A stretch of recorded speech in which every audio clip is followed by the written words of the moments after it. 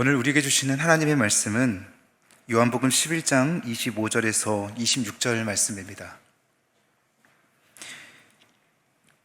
예수께서 이르시되 나는 부활이요 생명이니 나를 믿는 자는 죽어도 살겠고 무릇 살아서 나를 믿는 자는 영원히 죽지 아니하리니 이것을 내가 믿느냐. 아멘. 아멘. 할렐루야. 한 주간 주님의 은혜 가운데 평안하셨습니까? 혹시 설교 제목을 보시고 지난번 설교랑 똑같은 거 아니야? 라고 오해하실 수 있는 분들이 있을 것 같아서 좀 정정을 해드리겠습니다. 지난번에 제가 드렸던 말씀은 우리가 영생할 수 있을까요? 라고 설교 제목이었고요.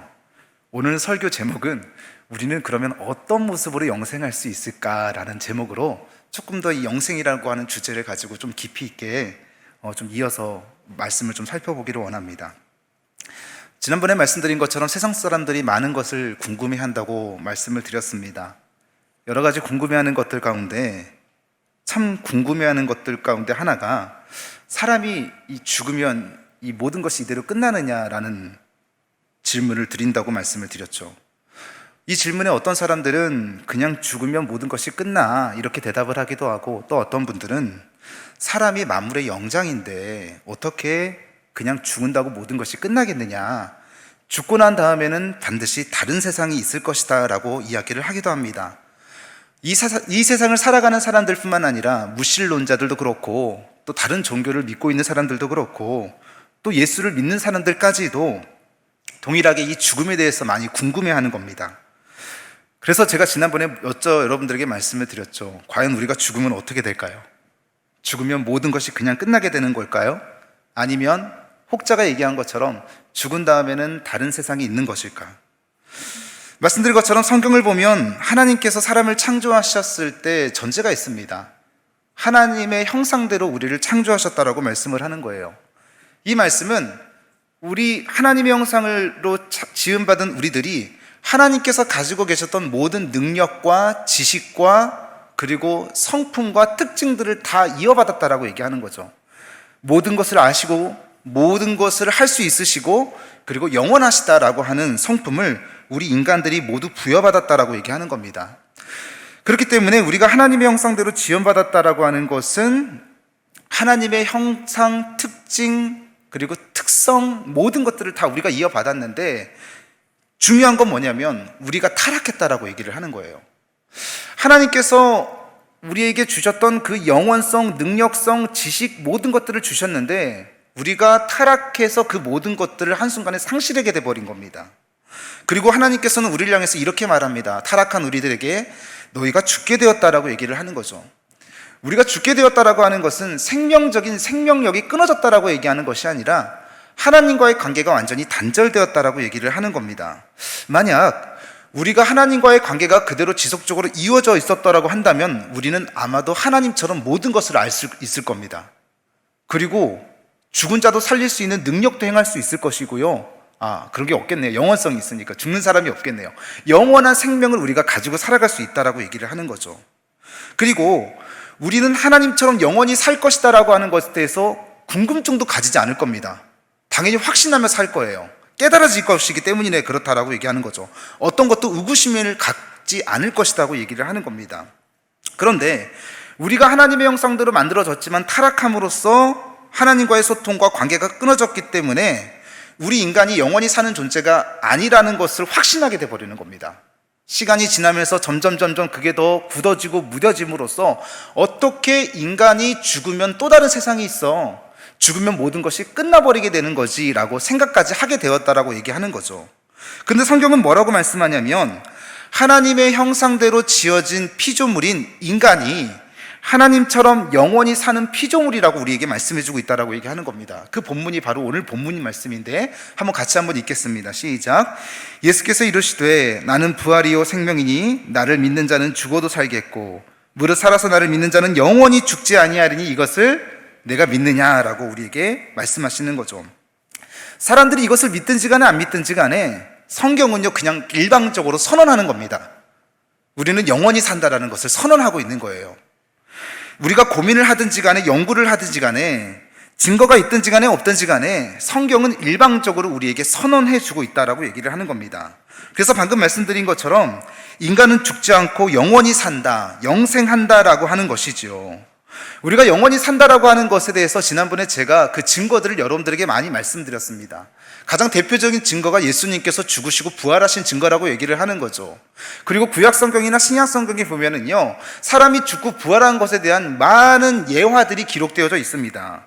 예를 들면 엘리야와 사르밧 과부의 이야기, 그리고 엘리사와 수넴 여인의 이 아들의 이야기, 나사로의 이야기, 유두고의 이야기, 모두가 다 죽었다가 살아난 성경의 이야기들이 기록되어져 있다라고 얘기를 하는 거죠. 그렇다면 성경은 우리에게 무엇을 가르치느냐 하면 사람은 죽었다가 다시 살아난다라고 얘기하는 거예요. 부활하고 영생한다라고 얘기하는 거예요. 구약에 있었던 사람도 신약에 있었던 사람도 지금 우리가 살고 있었던 사람들 모두가 다 부활해서 살아날 것인데, 근데 예수를 믿는 저와 여러분들만 다시 살아나는 것이 아니라 예수를 믿지 않은 사람도 다시 살아난다라고 말씀을 하고 있다는 거예요. 그래서 지난주에 이것을 우리가 정리를 했죠. 자, 그러면 사람이 죽었다가 다시 살아나서 영생한다고 말씀을 드렸는데 좀 궁금하지 않습니까? 우리가 이대로 이 모습 그대로 다시 살아난다라고 하면 좀 억울하지 않겠습니까? 뭔가 다시 살아나는데 뭔가 특징이 있고 좀 바뀌어져서 좀 살아나면 뭔가 만족할 것 같은데 그냥 이 모습, 제 모습 그대로 저만 봐도요 좀 억울할 것 같습니다. 그리고 속상할 것 같아요. 다시 살아났는데 좌절할 것 같아요. 절망할 수도 있다라고 얘기를 하는 거예요. 왜 그러냐면 사실 세상에서 돈 꽤나 있고 힘 꽤나 있고 떵떵거리고 사는 사람들은요, 만약 죽었다가 다시 살아났다라고 하면, 그리고 이 모습을 그대로 유지한다라고 하면 계속 다시 살고 싶은 마음이 가득할 것 같습니다. 그런데 나머지 대부분의 사람들은요, 이 세상에서 살던 대로 그냥 그대로 사시던 대로 사십시오라고 얘기를 하면 힘들고 가난하고 괴롭고 고통스럽고 낭망이 되고 좌절하고 절망하며 살았던 사람들은요, 그냥 차라리 영생하지 않는 것이 더 나을 수 있겠다라고 생각한다라고 얘기를 하는 거죠. 지금 이대로의 모습을 가지고 다시 살아가십시오라고 얘기를 한다 그러면 무슨 희망이 있어서 영생을 꿈꾸겠습니까? 저만 봐도 그런 것 아닙니까? 죄가 많고 허물도 많고 뭐 생긴 것도 그렇게 잘생긴 것도 아니고 가진 것도 없고 그냥 이대로 살아나라고 한다면 그냥 억울할 것 같아요. 좌절하기도 한다라고 얘기를 하는 거죠. 그래서 어쩌면 이대로 다시 영생하고 부활한다라고 얘기하면 차라리 영생하지 않는 것이 나을 수도 있겠다라는 생각을 하게 된다라고 하는 겁니다. 그런데 우리에게 희망이 있는 거예요. 다행히도 성경은 그렇게 말씀하고 있지 않습니다. 성경은 뭐라고 말씀하고 있냐면 우리가 다시 살아나서 영원히 살 세상은요, 우리가 살고 있는 이 세상과는 질적으로 다른 차이가 있다라고 얘기를 해줘요. 완전히 다른 차이를 가지고 있다라고 얘기하는 거예요. 지금은 가난한 상태, 부유한 상태, 건강한 상태, 건강하지 않는 상태, 이 상태로 우리가 영원히 사는 것이 아니라 이것과는 전혀 상관이 없고 영향력이 없고 연관성이 없는 또 다른 세상이 펼쳐지는데 두 세상으로 나눠진다고 얘기를 합니다. 어떻게 나눠지느냐? 어떤 사람은 영광스러운 영생을 누린다라고 얘기를 해요. 그리고 또 어떤 사람은 수치스럽고 저주스러운 영생을 살 것이다라고 말씀해주고 있다라고 얘기해요. 자, 먼저 구약성경에서 이렇게 얘기를 해줍니다. 다니엘서 12장 2절 말씀인데요, 땅의 티끌 가운데서 자는 자들 중에서 많은 사람이 잠잔다, 죽었다라는 거죠. 그리고 많은 사람이 깨어나 영생을 받는 자도 있겠고, 다 깨어난다는 거예요. 그리고 영생을 받는다, 여기서 영생을 받는다라고 하는 건요, 영광스러운 영생을 얘기하는 거예요. 그래서 영생을 받는 자도 있겠고, 그리고 그 다음 뭐라고 말씀합니까? 수치를 당하여서 영원히 부끄러움을 당하는 자들도 있을 것이다라고 얘기하는 거예요. 이것은요, 수치스러운 영생, 저주스러운 영생에 대해서 말씀하고 있다라고 얘기하는 거예요. 그래서 성경은 두 세상을 분리해 놓고 있다라고 얘기하는 거죠. 자, 예수님도요, 영광스러운 영생과 저주스럽고 수치스러운 영생이 있다고 구분해 놓고 있습니다. 자, 요한복음 5장 28절 29절 말씀입니다. 이를 놀랍게 여기지 말라. 무덤 속에 있는 자가 다 그의 음성을 들을 때가 오나니. 자, 죽었던 사람들이 들린다는 거예요. 듣는다는 거예요. 감각이 있다라고 얘기를 하는 거예요. 그러면서 뭐라고 말합니까? 선한 일을 행한 자는 생명의 부활로, 악한 일을 행한 자는 심판의 부활로 나온다고 정리를 해놓고 있습니다. 부활해서 어떤 사람은 선한 일로 영광스러운 영생에 임하고, 부활해서 악한 일을 했던 어떤 사람은 저주스럽고 수치스러운 영생의 삶을 산다고 예수님께서 우리에게 친히 말씀해 주셨다고 하는 거죠. 바울도 똑같은 얘기를 합니다. 사도행전 24장 15절 말씀에 보니까 이렇게 되어 있습니다. 곧 의인과 악인의 부활이 있다라고 얘기를 하는 거예요. 알고 계셨습니까? 약간 뭔가 찍하고 찌릿하고 오잖아요. 그리고 히브리서 9장 27절, 우리가 너무나 잘 아는 말씀이에요. 한 번 죽는 것은 사람에게 정해진 것이요 모든 사람은 죽는다는 거죠. 그런데 죽은 것으로 끝나는 것이 아니라, 여기에 가로 열고, 수치스럽고 저주스러운 영생을 누리는 사람은 그 후에는 심판이 있다라고 얘기를 해주고 있다는 거죠. 심판의 판결에 따라서 우리의 다음 영생의 삶이 결정이 된다고 기록하는 겁니다. 그래서 우리는 지금까지 두 가지 소식을 정리를 해드렸죠. 하나는 우리가 영생한다라는 것이고, 두 번째는 우리가 영생을 하는데 이 세상과는 차원이 다른, 질적으로 다른 영광스러운 영생, 수치스러운 영생이 있다는 소식을 우리가 들었습니다. 우리가 마지막으로 이 소식을 한 가지 더 들어야 될 것이 있는데, 그게 뭐냐면요, 성경에서는요 그 영광스러운 영생에 들어가는 길이 닫혔다라고 얘기를 하는 것이 아니라, 그 영광스러운 영생에 들어갈 길을 우리에게 활짝 열어두고서 알려주고 있다라고 얘기를 하는 거예요. 자, 누가복음 18장 18절 말씀에 보면 한 젊은 청년 관원이 예수님께 찾아옵니다. 이렇게 얘기를 해요. 내가 어떻게 해야 영생을 얻을 수 있습니까? 라고 질문을 드리는 거예요. 그런데 지난번에 제가 이 질문이 잘못됐다고 말씀을 드렸습니다. 왜 그렇습니까? 유대인들이 성경을 연구하는 이유는요, 이미 영생이 성경 가운데 있다라는 것을 알고 있는 거예요. 그러면 질문이 달라져야 되는 거죠. 어떻게 질문해야 됩니까? 예수님, 내가 어떻게 해야지 영광스러운 영생의 삶으로 들어갈 수 있겠습니까? 그 비결 좀 가르쳐 주십시오라고 얘기를 해야 되는데, 다른 질문을 얘기를 하고 있다라고 얘기를 하는 거예요. 자, 보세요. 제가 왜 이런 말씀을 여러분들에게 드리냐면, 우리도 똑같은 질문을 하고 있는 거예요. 우리도 이것 때문에 고민하고 있는 거예요. 오늘 만약에 제가 여러분들에게 지금 말씀드리는 고민들이 있잖아요. 다시는 고민하지 않으셨으면 좋겠어요. 명확하고 확신하게 그냥 못을 박았으면 좋겠습니다. 왜 이 말씀을 드리냐면요, 자꾸 우리는요 이 복음의 구원의 확신을 가지고 나아가는데 약간 추상적이고 티미하게 가져가다 보니까는요 이 복음이 막 그냥 뿌리채 흔들려 버려요.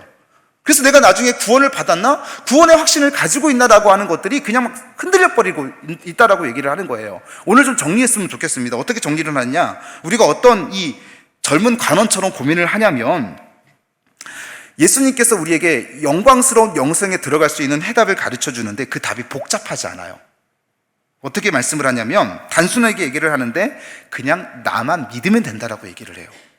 예수님만 믿으면 된다라고 얘기를 해요.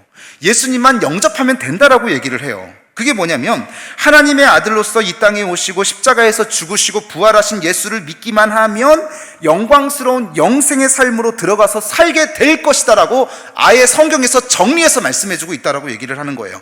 다른 길은 절대로 말씀하지 않으셨어요. 그래서 선한 사람도 악한 사람도 다 들어갈 수 있는 거예요. 다 들어갈 수 있다라고 얘기하는 거예요. 오직 예수님을 믿는 믿음밖에는 없다라고 아예 정의를 하신 거예요. 만약에 우리에게 이 복잡한 방법으로 영광스러운 영생으로 들어가는 길을 가르쳐 주셨다고 한다면요, 우리는 실족했을걸요? 좌절했을 겁니다. 가다가 그냥 포기해버렸을 거예요. 그리고 여러 가지 고행을 참고 견뎌라라고 얘기를 했으면요, 금세 다 나가 떨어져 버렸을 거예요. 그런데 정말 이것만 하면 돼? 정말이야? 이것만 하면 되는 거야? 사실이야? 너무 말도 안 되는데? 라고 하는 반응이 불러일으켜질 수밖에 없게끔요, 아주 단순하게 예수님께서 우리에게 정의해주고 있는 거예요. 그러면 그 예수님만 믿으면 영광스러운 영생의 삶으로 들어갈 수 있다고 친히 예수님께서 말씀해 주셨다고 하는 거예요. 그리고 또 하나 뭔지 아세요?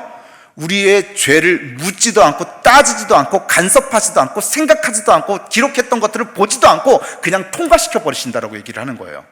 다시요, 그냥 예수님만 믿으면 영광스러운 영생의 길로 들어가는데, 우리가 지었던 죄는요 다시 분석하지 않으신대요. 묻지도 않으신대요. 점검해 보지도 않으신대요. 그냥 통과시키는 거예요. 다 정리하셨으면 좋겠습니다. 다시 묻지 않으신다는 거예요. 믿으면 끝난다는 거예요.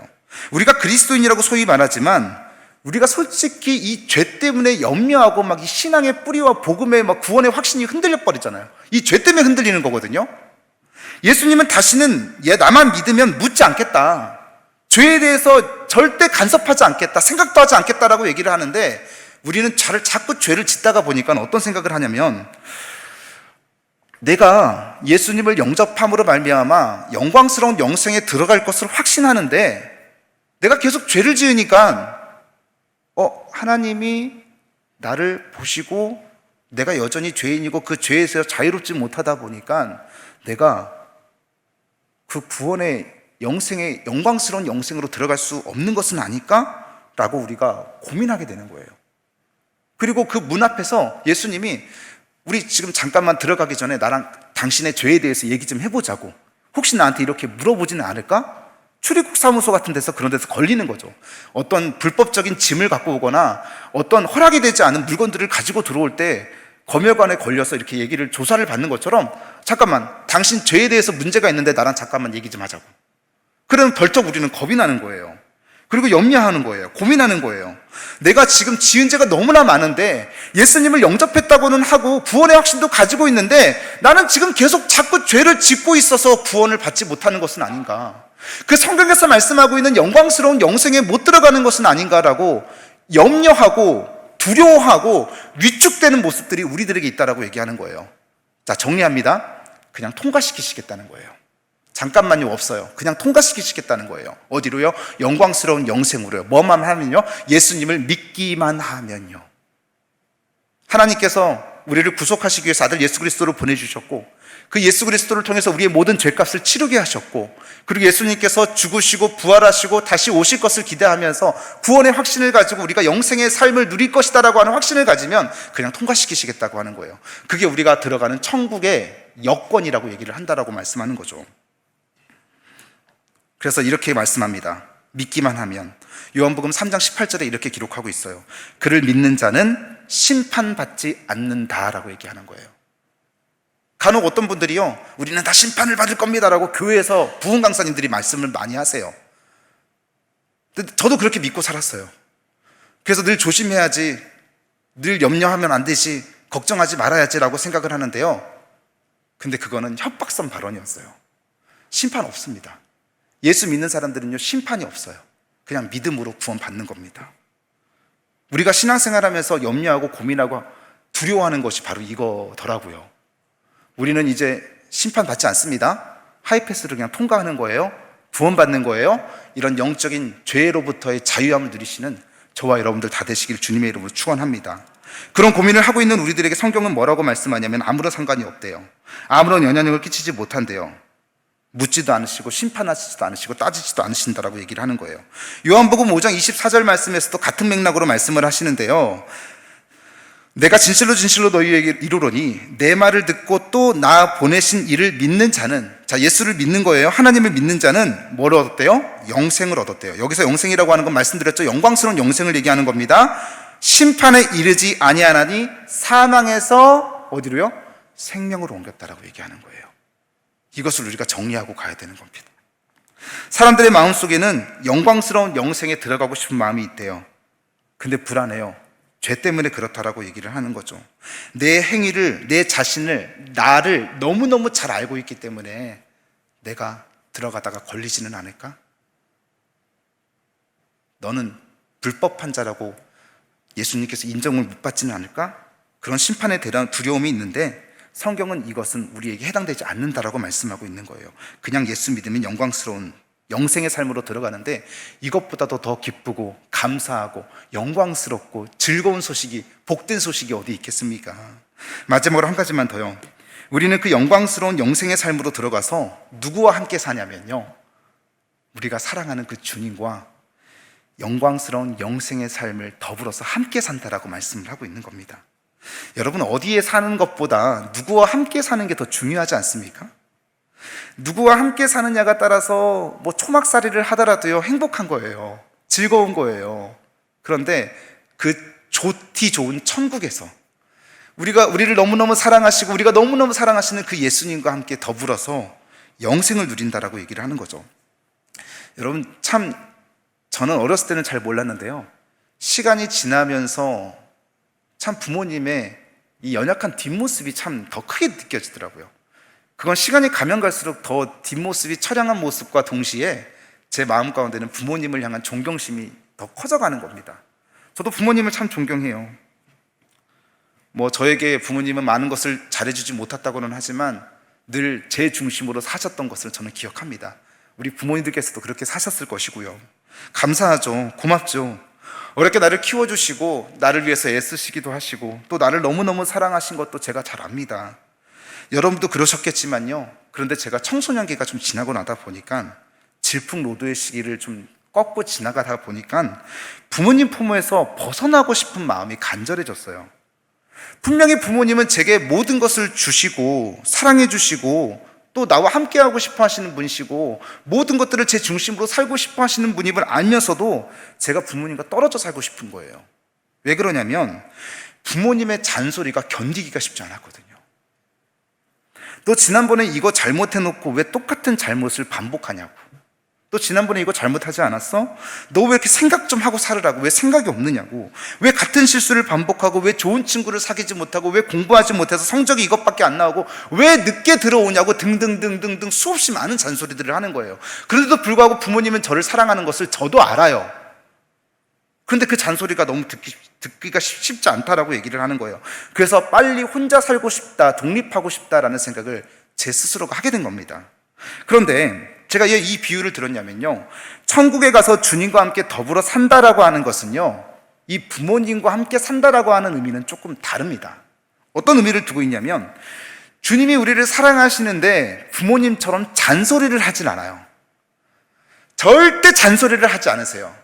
그냥 있는 모습 그대로 우리를 사랑해 주시고요, 우리가 넘어지시면 그냥 붙들어서 일으켜 세워주시고요, 우리가 비틀비틀거리면 우리의 손을 붙잡아 주시고요, 우리가 아프면요 우리를 치유해 주시고요, 그냥 우리 그 모습대로 반겨주시면서 인정해 주시면서 다시 회복할 수 있도록 모든 것들을 다 투자하면서 우리와 함께 하시는 분이시라고 하는 거예요. 그래서 우리가 주님을 사랑할 수밖에 없는 겁니다. 물어보질 않으세요. 그냥 건져내세요. 끌어내주세요. 붙들어주세요. 제가 죄를 지었을 때도요, 예수님이요, 지금 주님께서 하나님 우편에서 무엇을 하고 계시는지 궁금하지 않으세요? 지금 뭘 하고 계실까요? 예수님이 승천하셨는데, 곧 오신다라고 말씀을 하셨는데 지금은 뭐 하고 계실까요? 지금 그러는 거예요. 하나님이 제 모습을 보시고 그렇게 예수 그리스도 자신의 아들까지 희생하시면서 저를 구속해 줬는데 여전히 저는 죄를 범하고 있는 거예요. 잘못된 길로 가고 있는 거예요. 그러면 예수님이 딱 나타나서, 아니 하나님이 나타나서, 제 이정욱, 내가 진짜 은혜로 제 목회자까지 세워줬는데 제 목회자로서는 아웃이야, 안 돼, 버려야겠어, 딱 얘기하면요, 그때 예수님의 역할이 뭔지 아세요? 하나님 우편에 계신 예수님께서 아버지 이렇게 얘기하시는 거예요. 그리고 손바닥을 쫙 보이시는 거예요. 이거 쟤 때문에 제가 이렇게 됐잖아요. 옆구리 또 보이시는 거예요. 이거 제가 제 이정욱이 때문에 이렇게 됐잖아요. 그리고 또 자신의 목숨을 잃은 것에 대해서 얘기를 계속하면서 저를 자꾸 변호해 주시는 거예요. 그러면 하나님께서 그런 마음을 드셨다가도 어떻게 되는 겁니까? 맞지 수긍하시는 거예요. 그리고 용서해 주시는 거예요. 그리고 회복시키시는 거예요. 그것만 하지 예수님께서 하나님 제 좀 보세요. 제 정신 못 차려서 안 되겠습니다. 저 혼 좀 내주세요 라고 말씀을 절대로 안 하신다라고 하는 거죠. 예수님은 그냥 제가 아플 때 위로해 주시고 손잡아 주시고 붙들어 주시고 세워 주시는 거예요. 부모님처럼 잔소리가 없습니다. 부모님은 나를 생각하고 나를 염려하고 있지만요, 자꾸 부정적인 얘기를 저한테 하는 거예요. 그래서 반항심도 갖게 되는 거예요. 나를 사랑하는 것을 알면서도요. 그리고 떨어지고 싶은 거예요. 독립하고 싶은 거예요. 근데 우리 예수님은 그런 분이 아니시라고 얘기를 하는 거예요. 그게 다른 거예요. 그리고 성경에서 이렇게 말씀해요. 우리가 영광스러운 영생에 들어가면요, 데살로니가전서 4장 17절에서 뭐라고 말씀하는지 아세요? 우리가 항상 주와 함께 있을 것이다 라고 얘기를 하는 거예요. 그래서 우리는 예수 믿는 믿음 하나 가지고 영광스러운 그 영생의 복을 누릴 사람들이기 때문에 우리는 복된 그 자부심을 가지고 살아가야 된다라고 얘기를 하는 겁니다. 세상 사람들은요, 이 소식을 들어본 적도 없어요. 아마 이 가운데 제가 지금 정리한 거 들어보신 분은 처음이실 수도 있을 분도 계실 겁니다. 세상 사람들에게 이것을 얘기를 해도요, 듣지를 않아요. 관심도 없어요. 그래서 안타깝다라고 얘기하는 거예요. 그런데 성령께서 주시는 이 큰 기쁨의 좋은 소식을 듣고, 영생이 있구나, 질이 다른 영생이 있구나, 영광스러운 영생이 있고 수치스러운 영생이 있구나, 그 영광스러운 영생에 들어가는 비결은 하나님의 아들 예수 그리스도를 믿는 믿음 하나만 있으면 되는구나, 거기에는 심판도 없구나, 예수님이 묻지도 않는구나, 그 주님과, 나를 사랑해 주시는 그 주님과, 따지지도 않으시는 주님과 나와 함께 더불어 사는구나, 이것을 생각하면서 확신하면서 즐거움 가운데 살아가는 그리스도인들이 바로 복되고 참된 그리스도인들이라고 얘기를 하는 겁니다. 나중에도 말씀을 드리겠지만은요, 우리가 영생에 들어가는 순서가 있습니다. 어떻게 들어가냐, 우리보다 먼저 죽었던 신앙인들, 성도님들께서요 다시 영광스러운 영생에 들어갈 겁니다. 그러면 우리가 뒤따라서 살아있는 자들이 영광스러운 영생에 들어가는데, 그 영광스러운 영생에 들어가서 뭘 하느냐, 성경도요 또 우리가 영광스러운 영생에 들어가서 무엇을 할지를 가르쳐주고 있는데, 무엇을 하라고 말씀을 하냐면 우리는 하나님을 예배한답니다. 설교자도 없어요. 예수님이 계시는데 무슨 설교를 합니까? 저도 찬송할 거예요. 가서 저도 예배할 거예요. 저도 감겨 가서 막 뛰면서 찬송하면서 노래 부르면서 주님 사랑해요, 주님 사랑해요, 이것만 한대요. 설교자가 없어요. 그냥 찬송만 하고 예배만 한대요. 두 번째는요, 우리가 예수 그리스도의 모든 권위를 똑같이 받고 뭘 하냐면요, 왕노릇 한다고 말씀하고 있습니다. 자, 요한계시록 20장 6절에 이렇게 기록되어 있습니다. 그들이 하나님과 그리스도의 제사장이 되어 1000년 동안 그리스도와 더불어 뭘 한대요? 왕노릇 한대요. 요한계시록 5장 10절에서도요, 그들로 우리 하나님 앞에서 나라와 제사장들을 삼으셨으니 그들이 땅에서 왕노릇 한다고 말씀하는 거예요. 1000년 동안 왕노릇 한다, 땅에서 왕노릇 한다라고 하는 것은요, 이 땅에서 1000년 왕국이 이루어질 것인데, 그 1000년 왕국에서 우리는 왕노릇 한다고 말씀하고 있는 거예요. 우리가 종종 그런 얘기를 좀 하잖아요. 하나님, 이 땅에 그리스도의 계절이 진정 오게 하여 주옵소서. 아마 제가 고등학교 때였던 것 같습니다. 부흥 2000 막 부흥 99 막 그 노래를 불러가면서 집회를 해가면서 그리스도의 계절이 오게 하옵소서 막 선언하고 선포하고 막 당장이라도 주님 모실 것 같은 마음으로 막 우리가 고대하고 있었지만, 이 그리스도의 계절이 오게 하소서라고 하는 이 슬로건이 너무나 좋다 보니까 찬양도 나오고, 그때는 각 교회마다 막 그리스도의 계절이 오게 하옵소서 막 현수막에 플랜카드도 막 걸어놓고 그랬던 기억이 있습니다. 그런데 세상은요, 이미 우리 그리스도인들이 신앙생활하면서 살기에는 너무나 힘든 세상이에요. 왜요? 성경에서 뭐라고 말씀하고 있냐면, 공중 권세 잡은 자들이 이미 벌써 세상을 주관하고 있다고 얘기를 하고 있는 거예요. 그래서 예수 믿는 사람들은 점점 더 힘들어질 수밖에 없는 거예요. 그렇기 때문에요, 그리스도의 계절을 오게 하는 것은 우리 힘으로는 힘들다라고 얘기를 하는 거예요. 어려운 겁니다. 무상들도 많고 잡다한 신들도 많고 악인들도 많고 공중권세 잡은 자들도 많아서 우리의 힘으로는 불가능하지만, 우리 주님께서 공중으로 재림하실 때 그 모든 우상들과 공중권세 잡은 자들을 다 무적행 가운데 잡아서 가두고 묶어놨을 때, 그때 그리스도의 계절이 이 땅에, 이곳에서, 지구 땅에서 1000년 왕국 동안 뭐라고요? 왕노릇하며 살아간다고 우리에게 말씀해주고 있다라고 얘기하는 거예요. 지금 그날이 우리에게 뚜벅뚜벅 걸어오고 있는 것이고요, 지금 점점 더 이슬람이 강해지고 있고 불교가 강해지고 있고 천주교가 강해지고 있고 우상들이 강해지고 있고 이단들이 강해지고 있고, 우리 그리스도인들이 그것을 어떻게 이겨내고 진정한 그리스도의 계절이 올 수 있게끔 하겠습니까? 다른 거 없습니다. 주님께서 하시겠다라고 얘기를 하신 거예요. 하시겠다라고 말씀하셨으니까, 말씀드렸죠? 성경은 내가 믿고 싶은 것만 믿는 것이 아니라 모든 성경의 말씀들을 다 믿어야 된다고 말씀드렸잖아요. 주님께서 약속하신 거예요. 그리스도의 계절이 오게 하겠다고 말씀하신 겁니다. 요한계시록 20장 6절, 그들이 하나님과 그리스도의 제사장이 되어 1000년 동안 그리스도와 더불어 왕노릇하리라. 그러면 우리가 1000년 동안 이 땅에서 왕노릇하는 것으로 끝나느냐? 오늘 설교 주제가 뭡니까? 우리가 영생한다라고 하는 거잖아요. 그냥 여기서 1000년 동안 왕노릇하고 끝내는 것이 아니라, 하나님께서 새로운 하늘, 새 땅을 만들어 놓으셔서 그때 우리는 완전한 새로운 모습으로, 하나님께서 에덴 동산을 창조하셨던 것처럼, 그리고 또 하나님께서 아담과 하와를 지으셨던 것처럼 우리가 전혀 다른 영광스러운 모습으로 바뀌어져서 주님과 함께 예수님께서 예비하신 새하늘과 새 땅 가운데 들어가서 주님과 더불어 영원히 영생할 것이라고 우리에게 말씀해주고 있다라고 얘기를 하는 겁니다. 왕노릇 한다라고 하는 거 제가 좀 고민도 해보고 자료도 좀 찾아봤는데, 조선시대의 왕노릇, 한 나라의 국회의원, 한 나라의 대통령, 아마 이것보다도 더 좋을 겁니다. 그리고 절대적인 권위를 이렇게 주석에서는 얘기를 하고 있더라고요. 절대적인 권위를 가진 왕노릇 하는 사람들이 주님과 함께 더불어 산다라고 하는데, 얼마나 기쁘고 복된 소식이 그런 소식이 아니겠습니까?